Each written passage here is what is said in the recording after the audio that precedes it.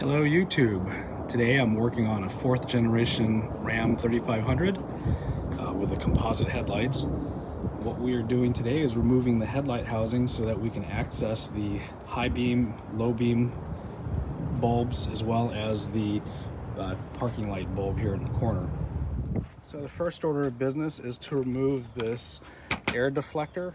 It's held in with a bunch of these push type Christmas tree type fasteners. You might want to get a pry tool, trim tool like this to help with that. There's a whole bunch of these that just need to come out. They can be kind of a bugger, especially in cold weather like we've got here today. Sometimes I like to use 2 of them and just get more leverage, like so. So there's several more of those things. So there's one. There's another one right here.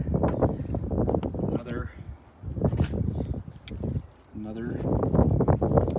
Boom and boom. These big ones here can be kind of a bugger. Sometimes it helps to work from underneath between the radiator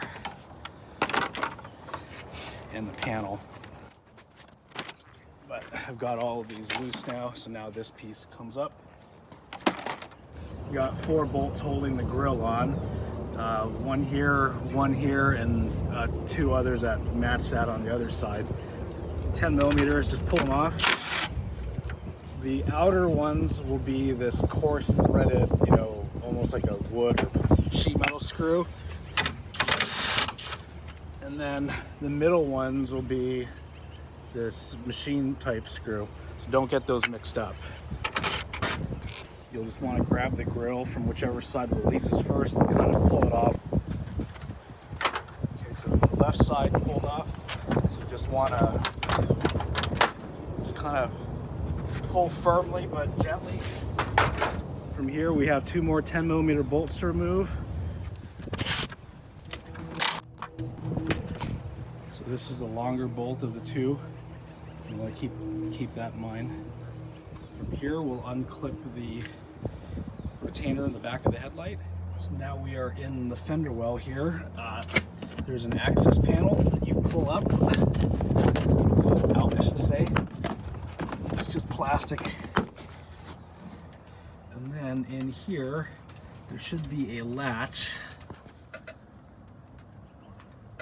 This white latch right here. You'll need to push that in the up direction to release the headlight from the body.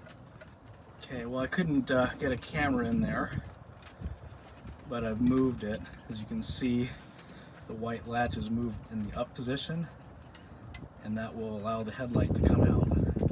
Once you get the retainer in the back of the headlight released from the fender well, just pull straight towards the front. There's a snap connector there that can sometimes be kind of tight, so you just got to give it a good hearty tug.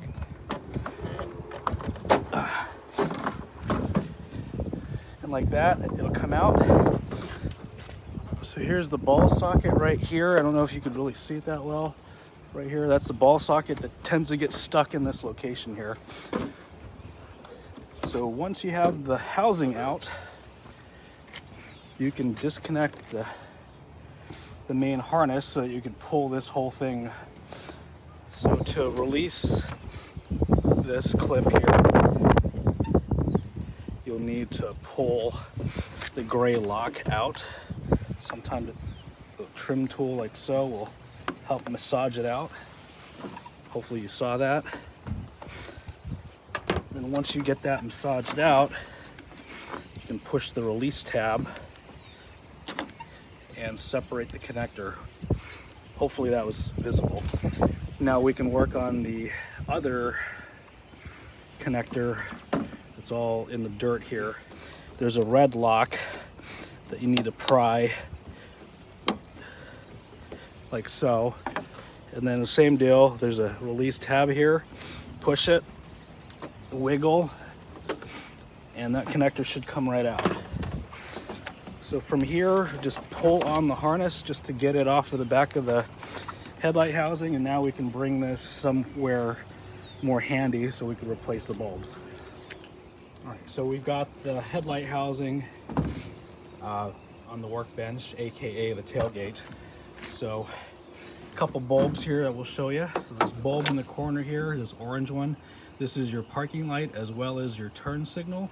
This bulb is a 3157 NA. So this bulb pulls straight out, 3157, and it just goes back in and twists back in the housing like so. This is your main low beam headlight. To access it, you just remove this cover. It actually says remove and which direction you need to turn it. It's just a little cap like this. And inside is your H11 bulb for your low beam. So to get this one out, you pull on the connector tab.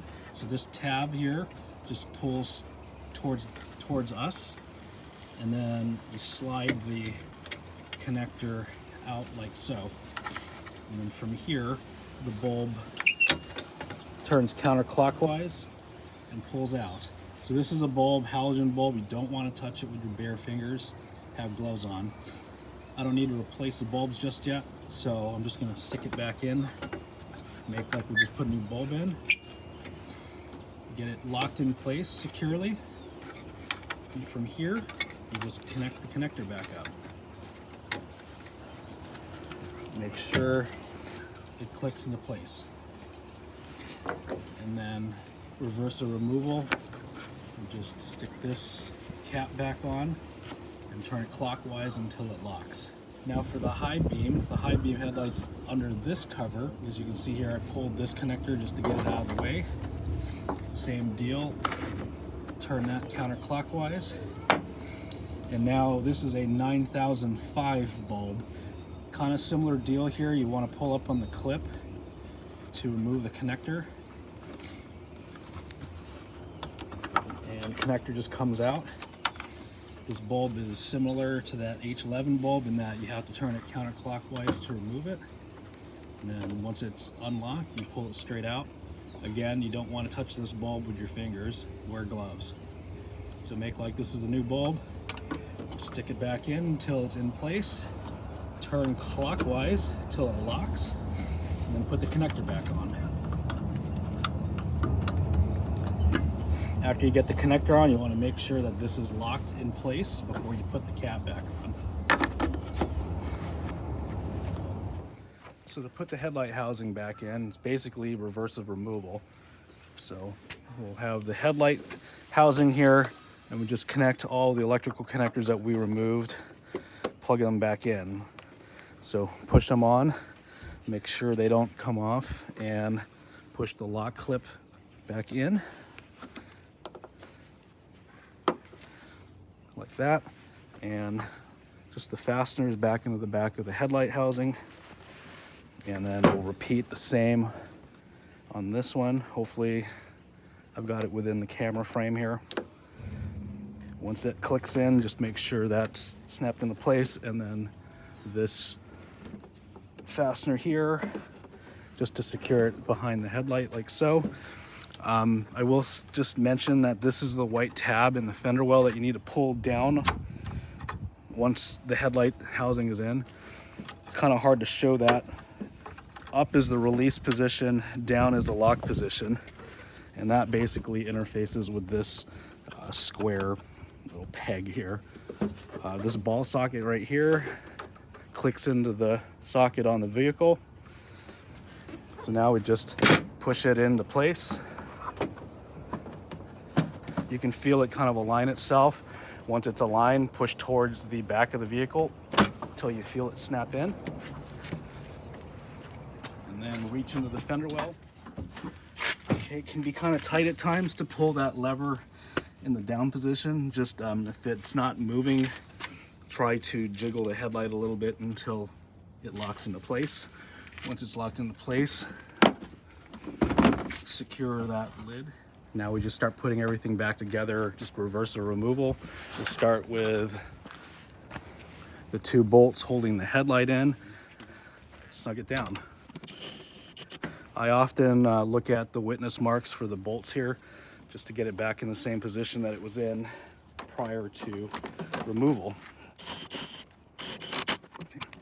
the grille right where my thumb is. That's one of the fasteners. Notice that it has a hook. It hooks right over to this slot right here. Same on the passenger side. And then up here, it'll snap into place here.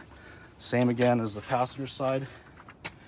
So we'll just get the grille lined up, and these plastics here sit on top. Try to get everything lined up before we push everything into place. Once things are lined up, start snapping into place.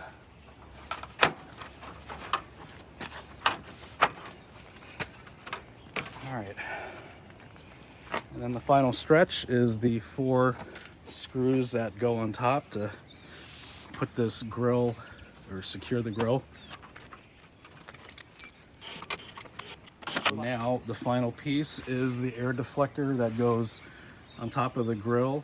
So just put this piece back on. Pretty easy, just line up the holes.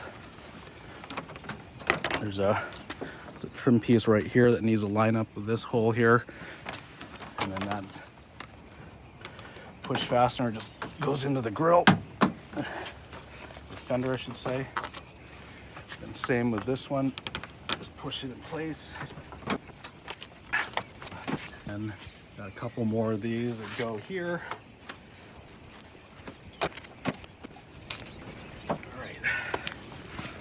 So now everything is in place. As you can see, the process wasn't too bad. And while I did only show the driver's side, the process is exactly the same for the passenger side. It's just obviously on the other side.